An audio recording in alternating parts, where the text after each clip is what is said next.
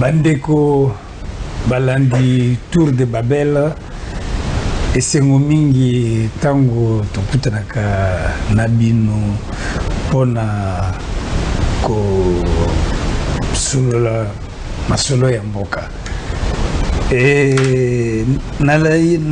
nayambi lelo prophète Abraham oyo bosi bomesani na ye awa na Tour de Babel moko ya mission évangélique les armures de Dieu et zomi na kandakanda numéro 8 na kanisi 8 na Kasavubu et zomi pe na Angola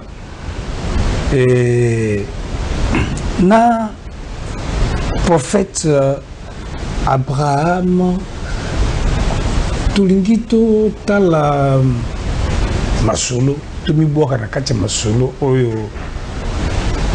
batu nyonso baza kobeta yango 100 jours ya Fachi 100 jours ya président de la République oyo ya sika et après tokotala pe destin prophétique ya nation ezali ndenge nini. Prophète Braham Mbote mingi. Mbote Papa Donatien, Nzamba Pambolo mingi na kombo na Yesu Christ de Nazareth. Merci prophète. Disolo ya 100 jours prophète nakanisi ozali oyoki yango ozali pele Kinshasa omoni mwa misala mike o esalami tango tali misala wana omoni ndenge nini pe globalement pour apprécier 100 jours le président de Ghana. D'abord moni d'abord que monsieur Félix Tshisekedi a salaki erreur monene. Erreur ya salaki ya okendeko déclarer les cambios à 100 jours. Je me souviens qu'akendako bango na échangeur na mon meeting moko improvisé et Barakinzela. Et puis ça qui va embouteillage de belé. Et je crois que le coup là il vient qu'on maîtriser par paramètres et gouvernance n'a été moi qui n'en a le bananté. Toi le 100 jours, toi le 500 jours. Donc mon qui n'en a le bananté. Et puis il y a une précipitation qui n'en a 100 jours parce que n'a koyo kanabatu. Bah le 100 jours en gros ils allaient négatif. Ils allaient négatif bon. Balobi que bandine zélo yo soit dit sali boye bon mais balobi que en les négatifs puis et lokomoko ils allaient vraiment marquant la négativité wana puis et marqué par particulièrement manque d'autorité naïe incapacité à mettre gouvernement en place parce que pour un président république où il y a vraiment un pouvoir d'état. La première des choses, c'est de mettre le gouvernement en place, c'est de mettre certaines personnalités en place pour nous gouverner. Or, on ne gouverne pas seul, on gouverne avec une équipe. Alors, incapacité à mettre une équipe gouvernementale d'abord, et puis des personnalités qui soient vraiment dans la vision où il soit dit à Zakoloba. Et ça dit que, bon, ça dit vraiment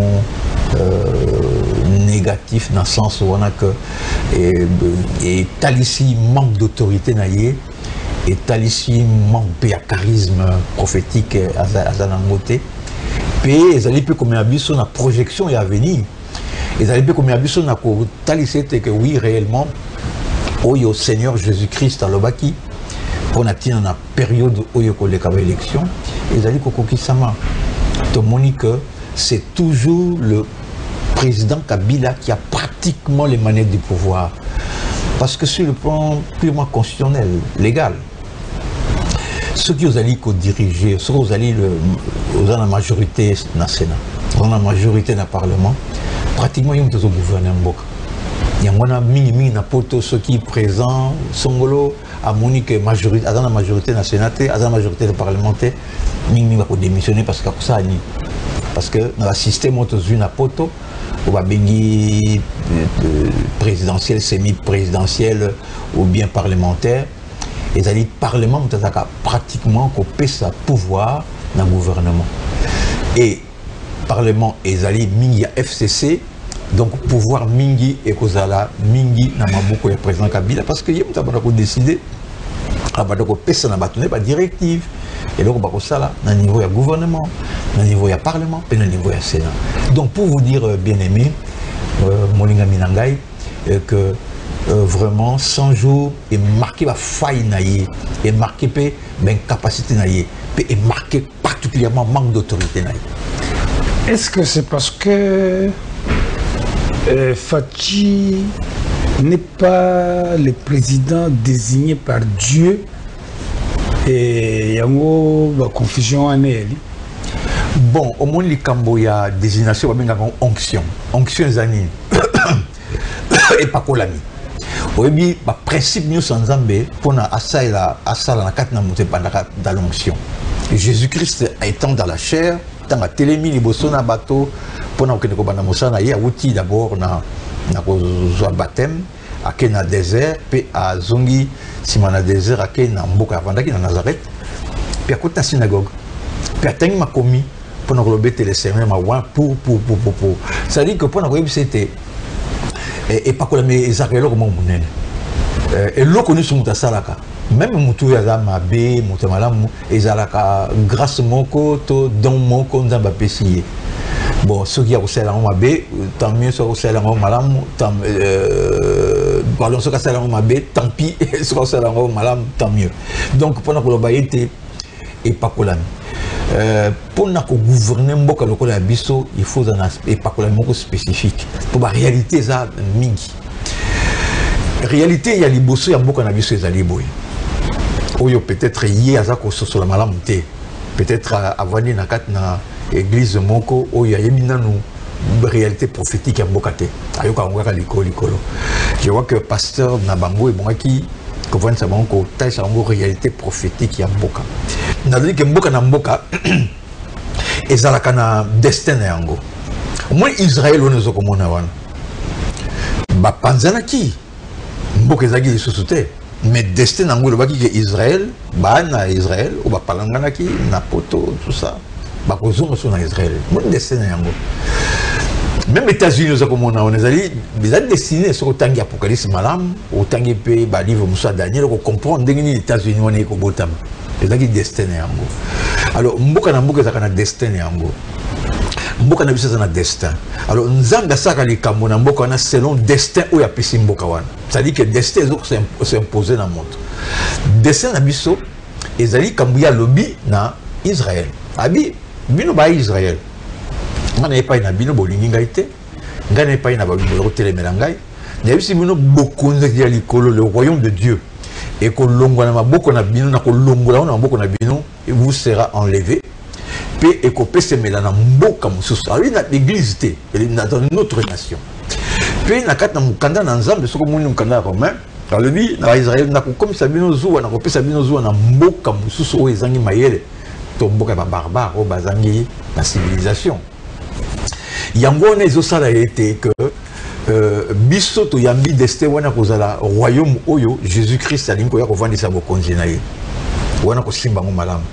Alors pour na kovandisa bokonzi na ye na mboka oyo eloko liboso ya bana ko sala et bon qui a créé territoire wana yango no moni que na ndenge moko inattendu na ndenge moko pratiquement et banaki na bato belete pe zaki lokola et le komoko Léopold Azaki na mayele koleka mayele ba mususu ayeko créer grand territoire wana tant créer grand territoire wana ba surtout que jusqu'à maintenant territoire wana ezali en place territoire wana a créé puis assister bato pona ko sangisa mabulibota wana ko sanko comme ça mon nation. Pourquoi Mobutu c'est vrai bon Mobutu et tout ça dictature mais a joué un rôle prophétique makasi pour nous comme ça beaucoup de nations parce que tout ça qui c'est vrai Boka tout ça c'est vrai il y a qui nation mais les mêmes éléments monsieur Zalaki dans terre alors beaucoup de comme nation sikoyo to bandi sikoyo en tant que nation koluka tozala na élévation tozala na organisation mais to koza biso et 4000 pour na biso le ko les 4000 pour na bato et yo wala ato salinini soki okosala mécanique ekosimba te soki okosala nini ekosimba te kaka soki osali eloko boye nde ekosimba nde biso toza na kati na ka wana. Alors mboka oyo nzambe aponi alobi te mpo bino bokóma na élévation na économie na social ya makasi il faut bozwa Jésus-Christ bokomisa mokonzi na bino nde mama na likambo nde yango na mboka na biso. Donc ezali mboka moko oyo nzambe aponi atie makoki biso toza na mission biso toza na mosala tozwa Jésus-Christ akoba mokonzi na biso. Alors bamoso ndenge Jésus-Christ akoba mokonzi na biso est-ce que bamboka ya kotambola malamu ba Jésus-Christ aza mokonzi na bango batia Jésus-Christ lokola roi suprême na bango. Alors nde tokobundabunda na eloko wana me bazoyeba te ezali likambo ya destin ya mboka wana. Alors Fachi akoti na kati na likambo wana asosoli vision prophétique ya mboka te baza na alliance na bango na Kabila. Et puis il faut quand même se rendre compte que dans makambo ebeli aza vraiment humilié au moni présence à Fayulu qui partout à Zokena Poto koloba que voilà comme na gagné l'élection tout ça. Bon ba muso balobi ezandenge wana parce que bazana ba chiffre ba calcul ngana za na kata calcul wana te na bitingi ne kami kuna te mais bazana ba calcul ba preuve balobi te yim ta gagné l'élection. Alors ils a vraiment indisposant pour na moto ko travailler dans ba condition wana.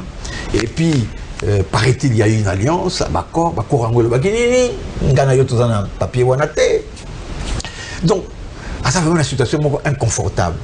Na kat na situation inconfortable landanga malambo molinga minangai baye baboyete biso bana na nzambe tolingi ko zo bokonzi. Nous les élus de Dieu, nous les enfants de Dieu tokozo bokonzi sikoyo. Parce que papa tala ba bokonzi les awana. Qu'est-ce qu'il y a de banane balobi ke baleki banana mayela. Gana mwangi bokonzi mususu na mona na ba bureau mais ce côté lui même le lengina ko réfléchir oui ben mutawo za na mokonzi te. Alors baye beloko na parce que compter peser. Dans un pays bazoko yeba te nani réellement a le pouvoir d'état. Nani réellement attend na moya koloba. Parce que la population bazaka na besoin ko rassurer. Et yango et salama ki natanga ngobutu.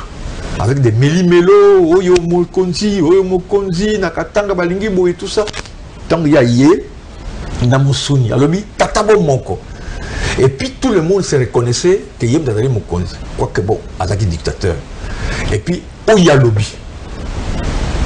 Soka lobi ke kuna na katako kombe, kuna na mboka songolo ya Bakongo, kuna na mboka songolo ya Fizi, kuna na mboka songolo ya kuna na au Congo, au Congo d'ailleurs wana na au Ele par exemple.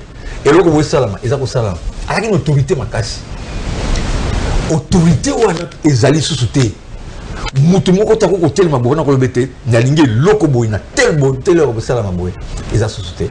Alors et la réalité que tous sont dans mon condité, il n'y a pas un chef. Et la Bible dit que en Israël, il n'y avait pas de roi en Israël et chacun faisait celui qui semble bon. Dans le cas d'Israël, mon condité, mon il y a mon comme belé, bon, mon gouverneur a soumis la discipline, a recours à n'importe qui. Bon, tam sous président Bengisi Bango, tam sous Nani Kabila Bengisi Bango, donc on sent pas réellement Nani Azali Mokonzi Mboka. Et c'est très mauvais pour Namboka. Et que ça va très mauvais pour Namboka. Ndeko prophète.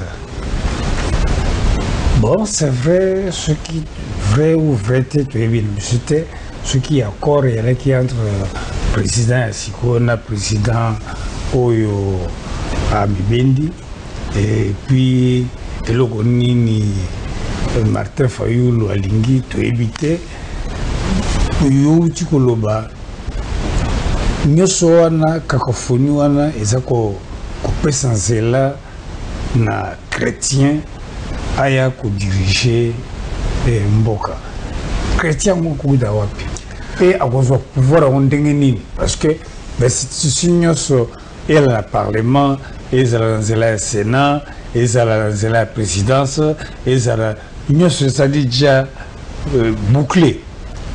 Et chrétien autant, ça la coup d'état. Nga terme oyo lingolo bi ça bouclé. Papa na mokili lo ko mo ka bouclé la terre. le créateur des cieux et la terre, comme on a dit Jésus-Christ, c'est la parole qui a fait toutes choses. Et là, on a bouclé la tête. Moutamiko sate. Moutamiko sate. Oui, Moutoloko la Hérode. Azalaka Mokonzi. Akangisi Pierre. Abomisi Jacques. Aki osala discours. Kaka sur place osala discours wana. Ange moi qui a bétillé, nous ne pas dit pola. Ba kusuza ko bimana nzoto na. Et là comment ça boucler la tête. Et là comment ko salama. Yango nazo bisa bango nazo kebisa bango ba ndako jako bango ba paniquer soka ningo paniquer. Et là comment ko ningo salama to biso ba nanzam to ningo zo bokonzi. Ba palangana te. Pour ma camo nazo bisa yo papa ngana zo ki amolelo te. Ngana zo depuis 84. 85. Puis parce que bisa ngai na batamu wana bokozela 35 ans makamwa bokomona démarrage makamwana 35 ans koki. Tala na l'air wana nazali jeune na pandi ko saïla ensemble na mi pesi na mosala wana depuis ce temps là. Puis azali ko préciser kaka, azali ko préciser. Bango moko ba mi beti masasi na makolo na bango. Bango moko ba sali système. Bino mo bonu ko de tout le système wana. Bo sali ba loi, bino mo zo respecter ba loi wana te, ba principe na bino te. Mais compter peser. Comment voulez-vous que papa, comment voulez-vous que même ba mindele, ba mona biso zoba. Comment voulez-vous papa, yoza président, papi a faute ezaka moko, ezaka moko otier député provincial, otier député national, otier président.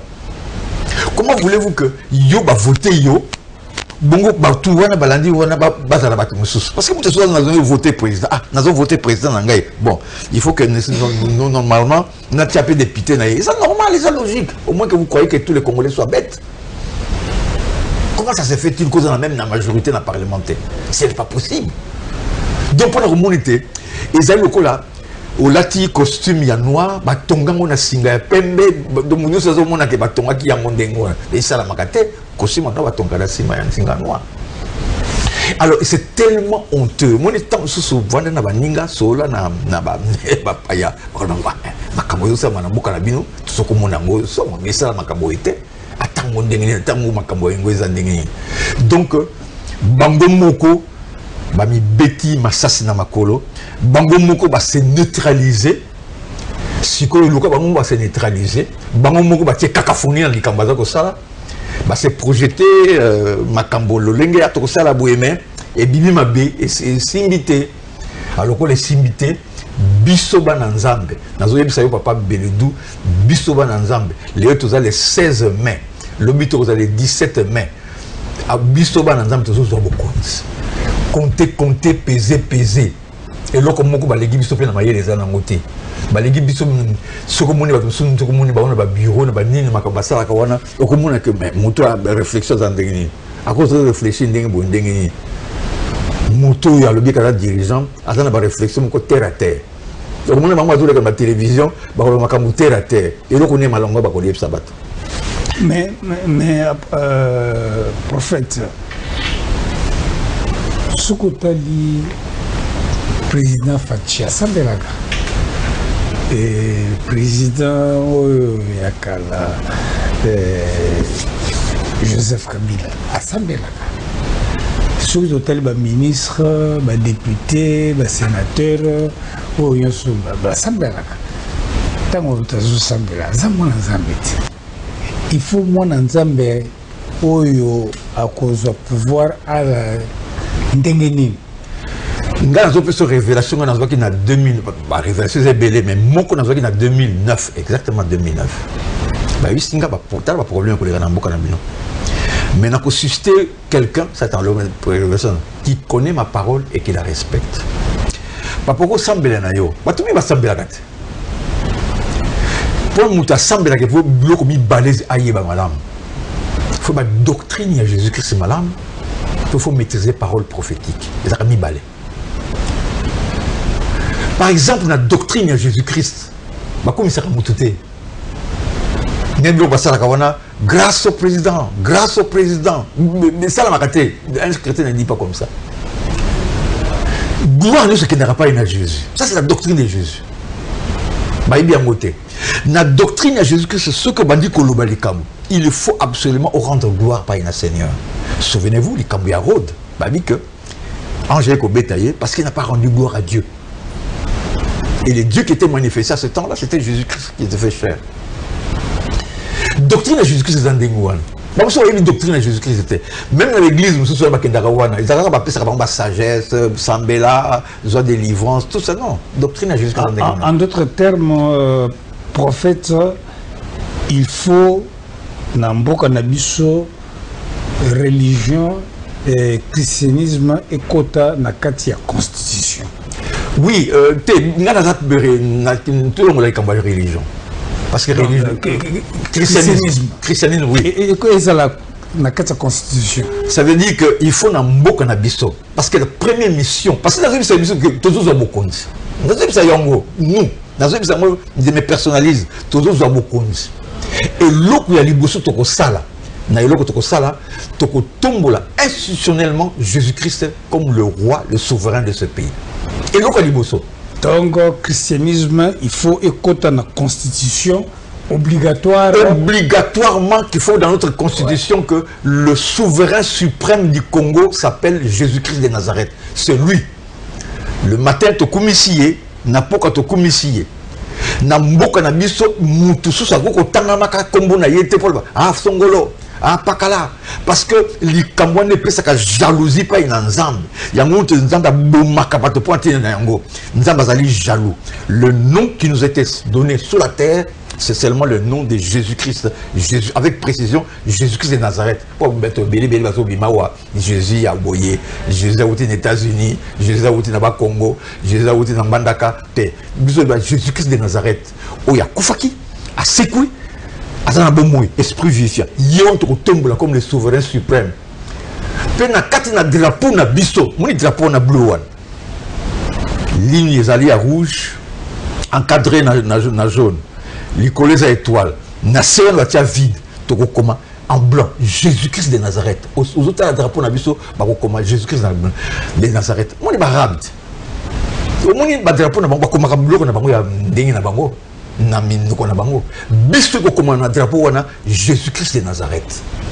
Yenda zali souverain na biso. Yenda zali mokonzi na biso. Yenda ko kumisa butu na moy. Yenda abanda ko bonde papa inspiré biso ndenge to ko tamsa mboka o. Ndenge eloko ni to ko sala.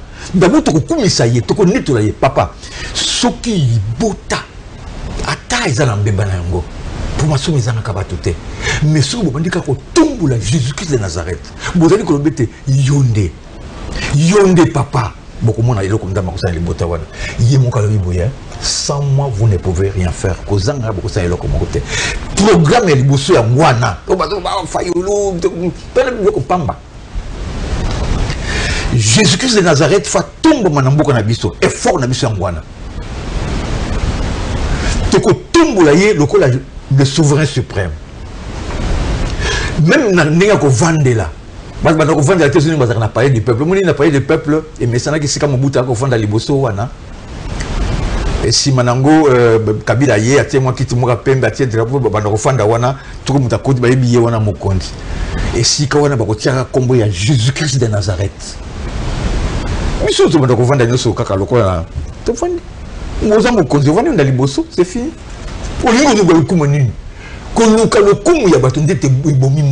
Dieu n'aime pas donner sa gloire énorme. Ils ont le principe, il y a parole de Dieu. Même l'église.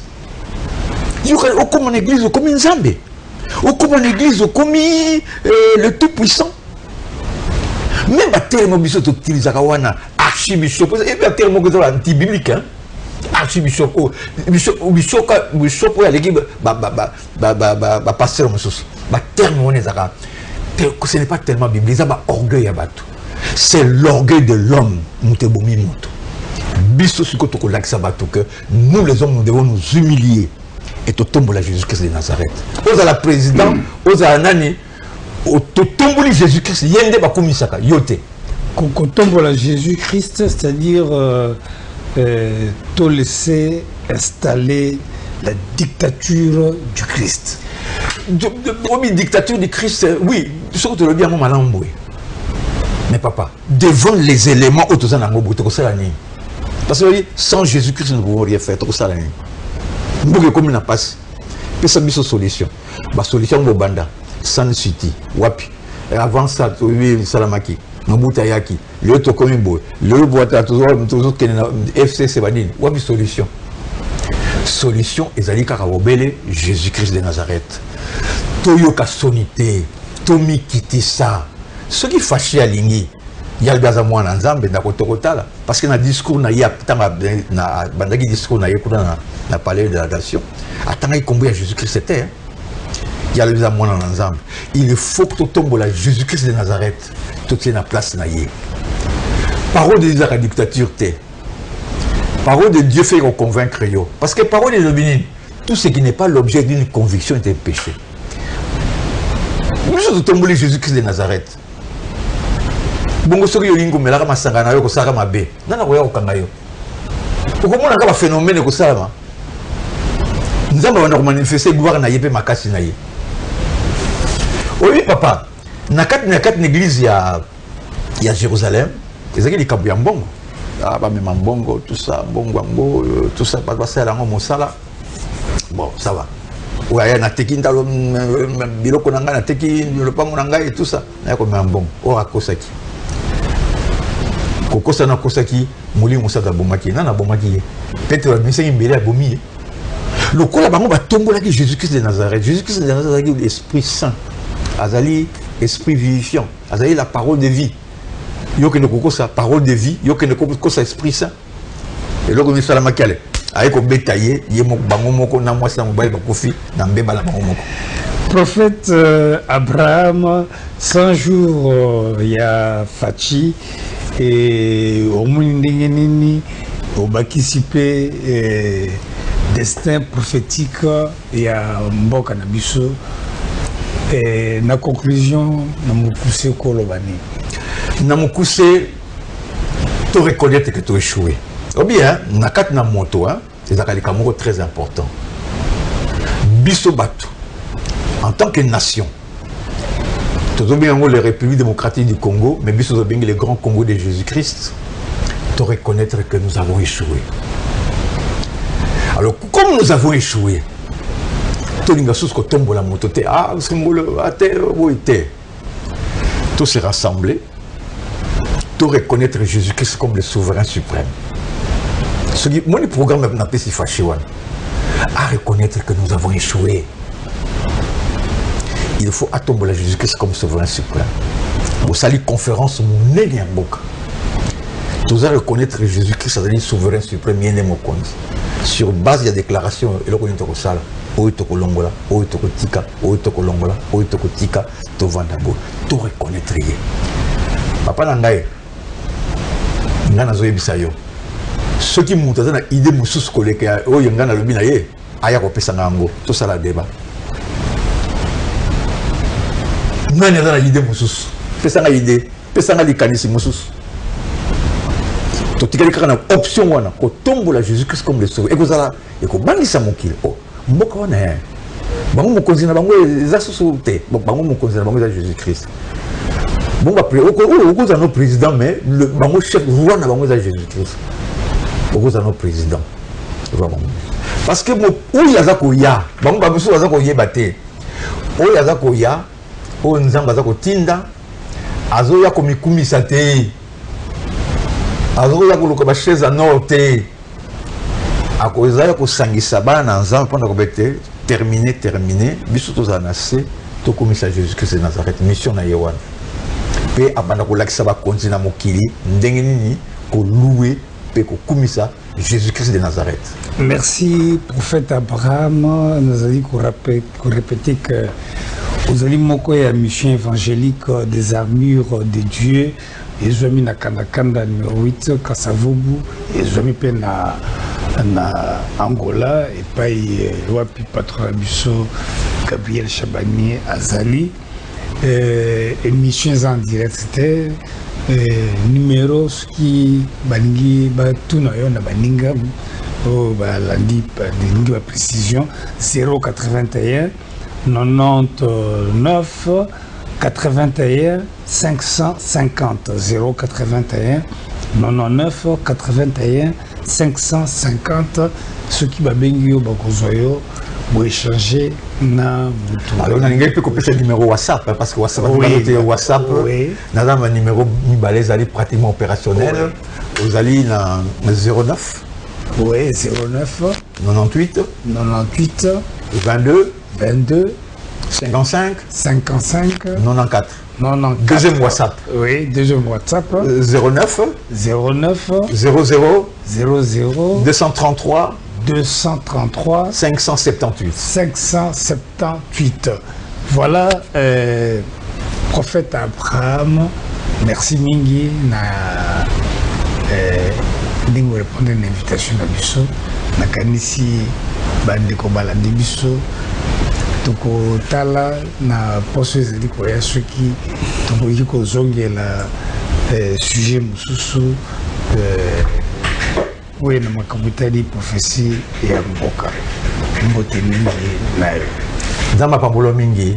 Merci beaucoup. Tokumisi susu Jésus-Christ le souverain suprême du Grand Congo akumama pe tokotia na bokonzi d'ici là au nom de Jésus-Christ. Merci beaucoup pour prophète.